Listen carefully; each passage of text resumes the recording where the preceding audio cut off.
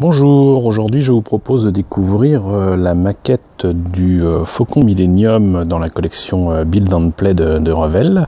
De quoi s'agit-il? En fait, il s'agit de maquettes qui sont bien évidemment déjà prépeintes, mais surtout et assez étrangement qui ne sont pas livrées avec des grappes.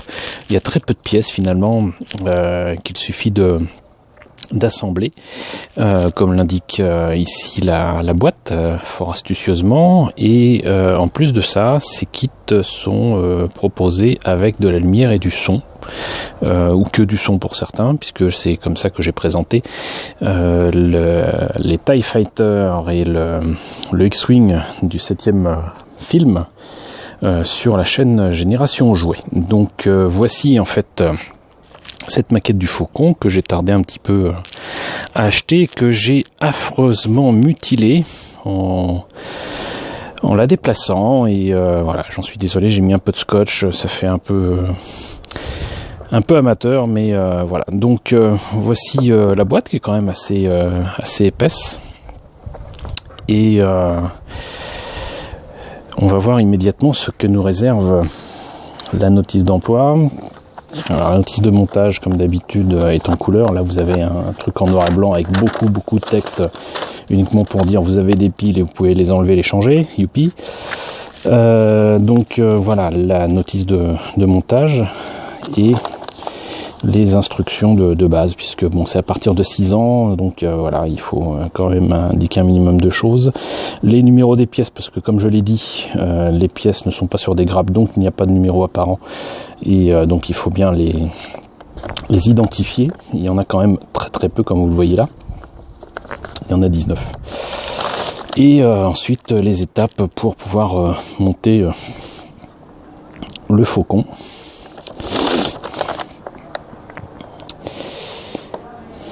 Très peu d'étapes là aussi. Tout est pour tout. Je pense que j'ai monté ça en peut-être à peine 5 minutes. Voilà. Donc que nous réserve cette maquette? Je vous propose de découvrir ça immédiatement. Alors déjà, on observe que le kit en lui-même est pratiquement aussi grand que la boîte. Pour l'avoir en main, je peux vous dire que certainement les pièces électroniques, les piles et tout ça font que c'est quand même assez lourd. On observera qu'il n'y a pas de pièces transparentes et qu'on ne peut pas voir à travers le cockpit, mais qu'il y a quand même, il n'y a pas les erreurs qu'il y a d'habitude sur les kits du Faucon, savoir qu'il y a les petits montants là autour du cockpit, c'est déjà pas mal.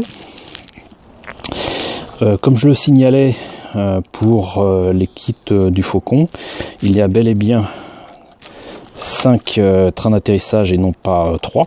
Donc là il s'agit bel et bien du modèle pour Star Wars 7 et qui peut être utilisé à partir de l'Empire contre-attaque. On observera qu'il y a aussi le petit radar, la petite antenne qui permet de situer là aussi le Faucon pour le 7e film, puisque la forme est différente de ce qu'on voit dans les films de la trilogie originale, puisque cette pièce a été perdue dans l'attaque de la seconde étoile noire, l'étoile de la mort, pardon, par Lando Calrissian. Et comme je le disais, ça fait du son et de la lumière avec un bouton astucieusement dissimulé ici. Il y a même de la lumière. Alors je ne sais pas si ça s'entend très bien. Je vais recommencer.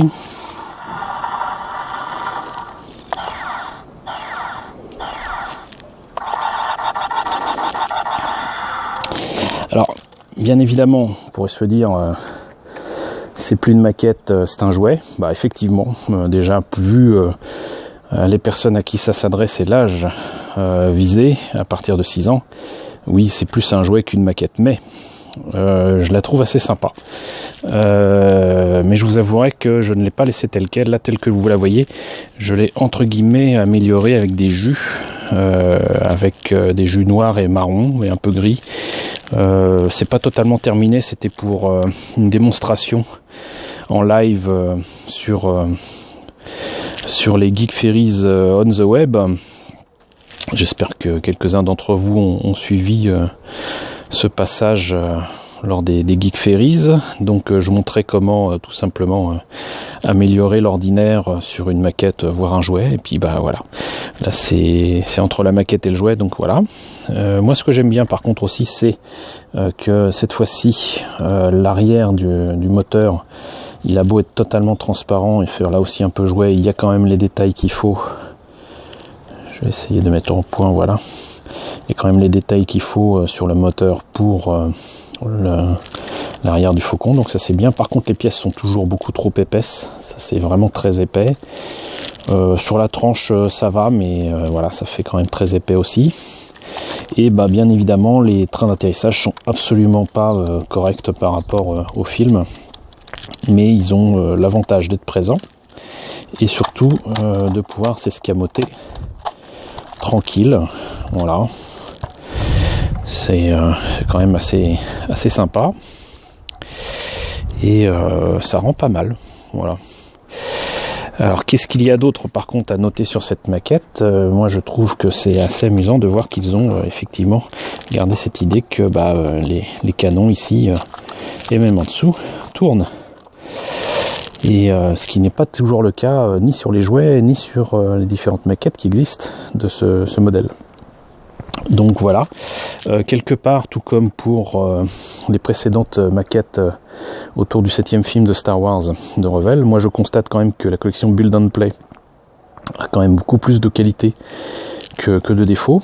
Déjà son prix, j'en ai pas parlé, mais on peut trouver cette maquette entre 19 et 25 euros dans le commerce, et c'est vraiment pas mal du tout, surtout comparé au gros modèle qui est juste une réédition avec de nouvelles pièces qui sont un peu ratées. Je l'ai mis dans une autre vidéo que vous trouverez quelque part dans la description. Mais donc le gros modèle du Faucon, lui, est vendu entre 75 et 90 euros, et franchement ça ne vaut pas le coup. Donc si vous avez un Faucon à prendre, prenez celui-là, il est très bien. Il est nettement plus gros que le EasyKit Pocket que j'ai déjà présenté, et je pense qu'il doit être à peu près de la même taille, à peu près de la même échelle que le Faucon 144 proposé par nos amis japonais de Bandai. Voilà, donc cette présentation est terminée, et si vous avez aimé cette vidéo, n'hésitez pas à mettre un pouce vert. Si vous l'avez vraiment aimé, n'hésitez pas à la partager, et je vous dis à très bientôt pour de nouvelles présentations de maquettes.